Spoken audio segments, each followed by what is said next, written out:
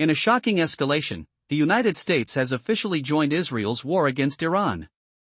Early Sunday morning, President Donald Trump announced that American forces had carried out massive airstrikes on 3 of Iran's most critical nuclear facilities, Fordow, Natanz, and Isfahan. On his social media platform, Trump declared, "We have completed our very successful attack on the 3 nuclear sites in Iran. All planes are now outside of Iranian airspace." He went on to describe the strikes as a spectacular military success. But the world is now asking, what really happened? And what comes next? The used B-2 stealth bombers and dropped GBU-57 bunker buster bombs, some of the most powerful non-nuclear weapons in the American arsenal, capable of penetrating deep underground bunkers. These bombs were aimed directly at Fordow, an underground uranium enrichment site buried deep within a mountain. Natanz, Iran's largest nuclear complex, and Isfahan, home to uranium conversion and fuel facilities, were also targeted. According to Trump, Iran's nuclear enrichment capabilities have been, in his words, completely and totally obliterated. But independent sources haven't confirmed this claim. Iranian officials say they had already evacuated the Fordow site in anticipation of the strikes. Iran's nuclear agency reports no radiation leaks and no danger to nearby residents. The IAEA, the United Nations nuclear watchdog, also confirmed that no increase in radiation levels has been detected. So, was this truly a devastating blow to Iran's nuclear program or just a symbolic move? Iran's response has been swift and furious.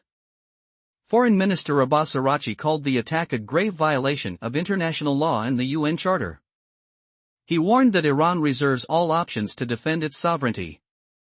Tehran is now openly threatening to withdraw from the Nuclear Non-Proliferation Treaty, a global agreement meant to stop the spread of nuclear weapons. And Supreme Leader Ayatollah Khamenei has warned, if the U.S. continues down this path, it will face irreparable consequences. Meanwhile, the region is on edge. Military analysts warn that Iran could strike back, not just at Israel, but at American forces across the Middle East.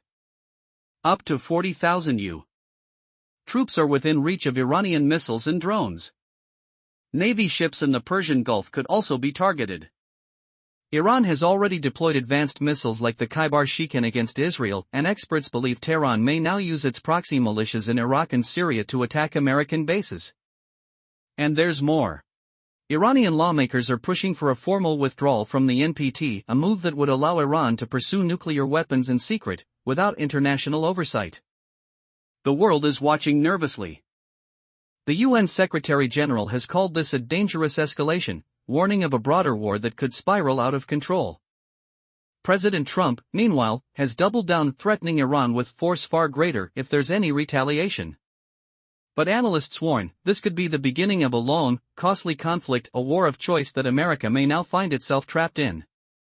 As the smoke rises over Iran's nuclear sites, one thing is clear: the Middle East is once again standing on the edge of chaos. And the world is holding its breath.